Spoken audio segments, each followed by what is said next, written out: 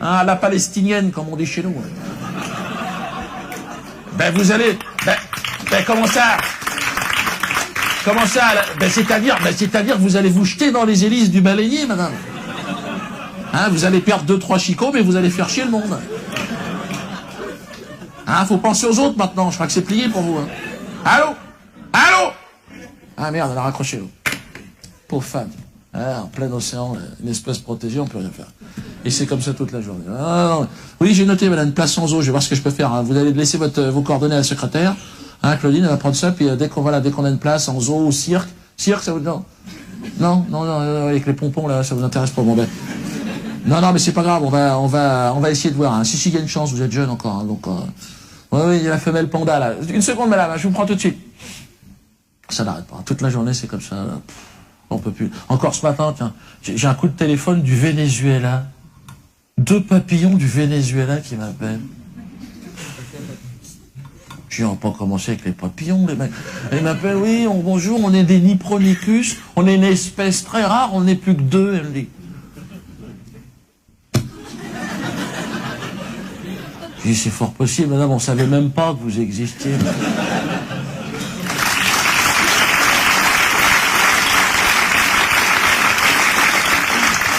C'est vrai que quand ton espèce est en voie de disparition, c'est chiant. C'est pas évident. Disparaît, t'imagines. C'est ce que j'ai expliqué à mon enfant l'autre jour, parce qu'il me posait la question, tu vois, il est venu voir un spectacle. Ah, il a pas aimé, bon, c'est autre chose. Et si, il rigole. Et il m'a dit, ouais, mais nous, notre espèce, elle va disparaître. Et j'ai dit, oui, certainement.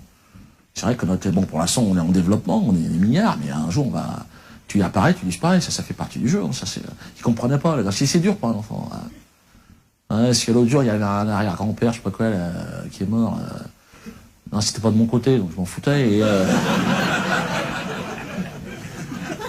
Mais je l'ai accompagné, l'enfant, tu vois, puis il était là dans le cercueil, tout le monde passait dans le cercueil, tout était là, merde.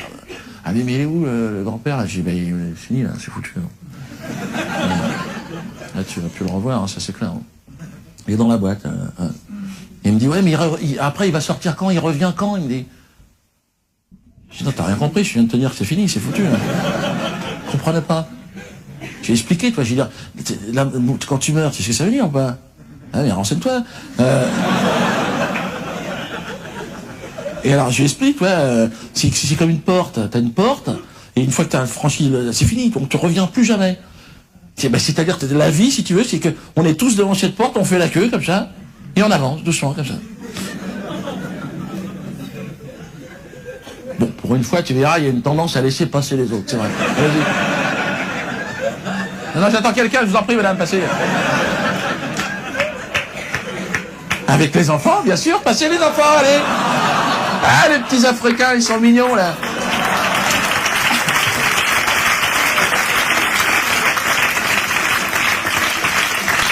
C'est vrai que ça fait peur. Plus tu te rapproches, plus t'arrêtes, pousse pas, Jean-Jean. Le cul. Ah, c'est pas évident, attends, t'es malade ou quoi? Tout le monde a peur. Dès que t'approches, là, tu chimous. Hein. Et c'est là où les religieux se mettent. Et c'est là où ils se mettent, les religieux. Ah, c'est là où ils t'attendent, en fait. Ils sont là, au dernier moment, ils sont là, oh, mais t'es papa, regarde. Hein? Tiens, il te reste de l'argent ou pas? Donne-moi ça. Alors, hein, t'en auras plus besoin, c'est gratuit après. Ah, non, c'est open bar, d'ailleurs, c'est beau, c'est merveilleux, c'est le paradis. Alors, tu lui dis, mais pourquoi t'y vas pas, toi? Ah non, il rigole plus après, non, dégage maintenant. Et ouais, c'est dingue, hein. C'est marrant, même si c'est une question qui mène à rien, on se la pose. On se la pose tous. Hein. Je sais pas pourquoi. Parce qu'on est con, certainement, mais on a besoin de ça. Merde, on se fait peur, quoi. C'est inévitable, mais on se fait peur quand même. Bon, c'est une question qui mène à rien. D'ailleurs, j'ai découvert au Canada, là, j'étais en voyage là-bas, et je fais ce que je veux, et puis non, c'est vrai, ils me regardent bizarrement. Là. Et là, c'est là que j'ai découvert le mouvement vers rien. Des gens qui croient en rien et qui se regroupent pour rien, d'ailleurs. Et je les ai rencontrés, ils manifestaient dans la rue. Je suis passé, il y a... Ouais, on veut rien. Qu'est-ce que c'est que ça? Et là, je sais qu'ils sont arrivés à Paris. Alors, je suis allé la semaine dernière. Alors, une première réunion, c'est dingue. C'est marrant. Vous connaissez pas, non? Tiens, je vais vous montrer comment ça se passe, les réunions.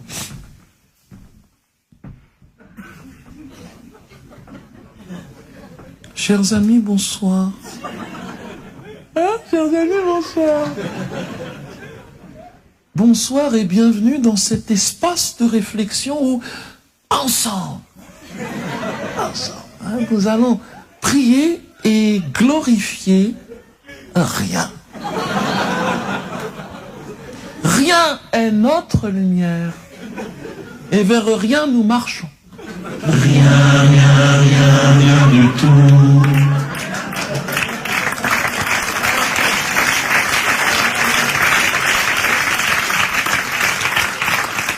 En vérité, je vous le dis, mes frères et mes sœurs,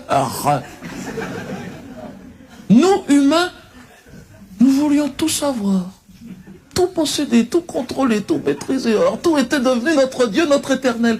Et pour ce tout, nous étions prêts à nous entretuer, jusqu'à ce que la lumière de rien apparut.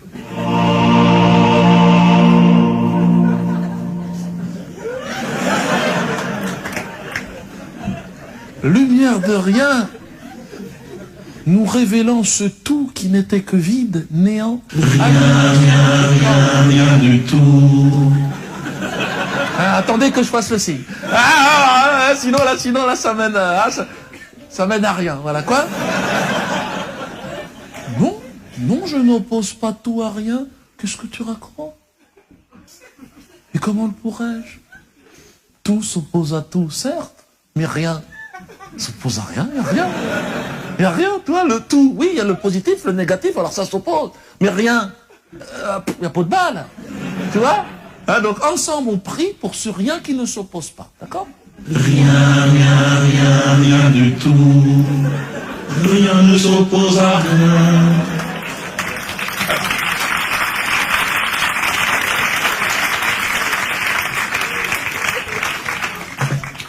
À présent, on va accueillir 5 nouveaux membres du grand mouvement vers rien. 5 nouveaux bons à rien. La petite blague, là, la petite blague. Alors, on va accueillir tout de suite Rachid. Bonjour, Rachid. Hein, assis-toi, je t'en prie, Rachid. Hein, Rachid, comme son prénom l'indique, donc est originaire de Roubaix. Voilà, de Roubaix. Alors, Rachid, raconte-nous comment tu en es venu à rien.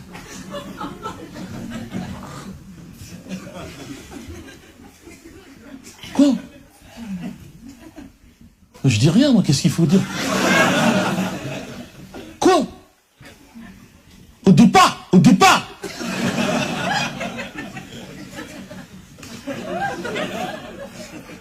Par rapport à de moi? Voilà, c'est tout. Voilà, j'ai grandi dans la tradition de mes parents, c'est tout. Ah non, la vérité, j'étais un bon musulman, moi. Tout allait bien, chômage, galère, pas de meuf. Ici là, j'ai rencontré ma femme, quoi, Sarah, là. Vas-y, Sarah, parle à ma place, ça me saoule, l'autre. Voilà, c'est tout, c'est pour ça, voilà. Voilà, parce que elle est juive. Moi, je suis musulman. C'est ça au départ, la galère. Franchement, son père, il pouvait pas me voir, je te dis tout de suite. C'était un sioniste, son père. Moi, je le chauffais, tu sais, j'ai le t-shirt du Hamas, le kéfier et tout, j'étais là.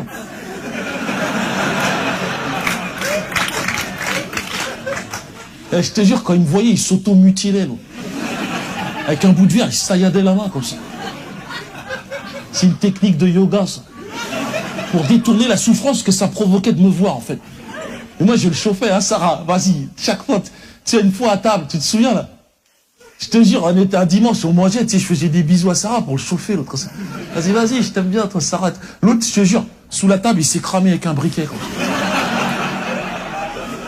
Il avait une polaire, en plus, ça a pris feu, mort de rire. On l'a éteint avec le champagne, mort de rire. Si, j'étais mort de rire, Sarah. Non, mais là où c'est parti en live, non, la vérité, il faut parler la vérité. Je te jure, c'est quand j'ai demandé la main de sa fille. Un jour, j'y suis allé, cash, hein. Tu sais, la djellaba, la beubare, comme ça. Le pins, Cheikh Yassine, j'y suis allé, comme ça. J'ai dit, hey, toi, vas-y, je vais épouser ta fille. De toute façon, tu veux pas, je la prends, ta fille. Je te jure, il m'a regardé comme ça, pas un mot. Hein. Il est descendu dans son garage. Je l'ai suivi, tu sais. Il a pris sa perceuse, il s'est percé toutes les dents. Comme ça. Je te jure, j'ai halluciné, j'ai dit, t'es fou toi ou quoi? Tu sais, il m'a vu comme ça, il a pris une pince comme ça. Il m'a regardé, il s'est éclaté un testicule devant moi. Là, il s'est calmé, là. J'ai dit, t'es chaud, toi, oh! Mais là où on l'a achevé, il faut dire la vérité. C'est la naissance de notre enfant. Oussama, là, ça...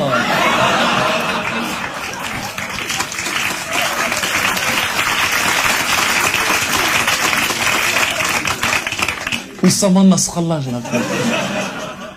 Il s'est tronçonné le corps à la maternité. Sur le parking, c'est dégueulasse, il y a des enfants qui ont vu ça.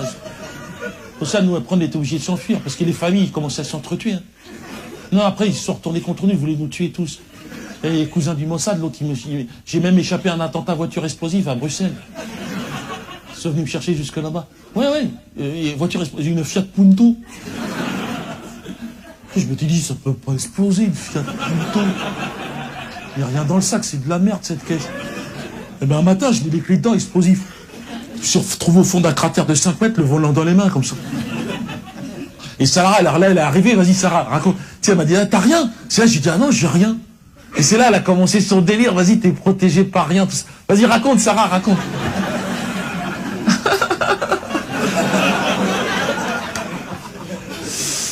Bon, donc je vais pas revenir, je dirais, sur le contexte familial. Je crois que tout le monde a bien compris.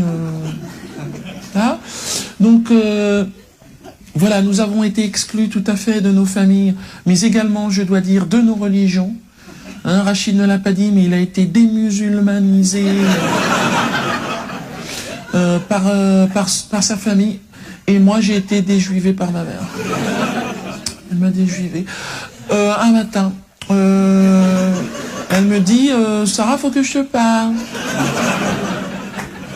Je dis, tiens, qu'est-ce qui se passe? Et c'est là qu'elle m'a dit, écoute, Sarah, j'ai bien réfléchi, je te déjuive. Donc j'ai dit, écoute, maman, on peut pas déjuiver quelqu'un comme ça. Il y a certainement une procédure. Et c'est là qu'elle m'a appris, voilà, que non, en tant que mère, j'ai droit de te juiver.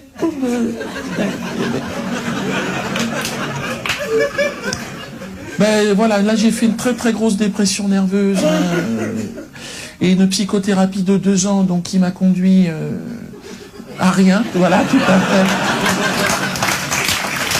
Puisque c'est là que j'ai rencontré donc Nicole du mouvement de rien vers rien, voilà, ben, qui m'a expliqué, qui m'a beaucoup aidé, tout à fait.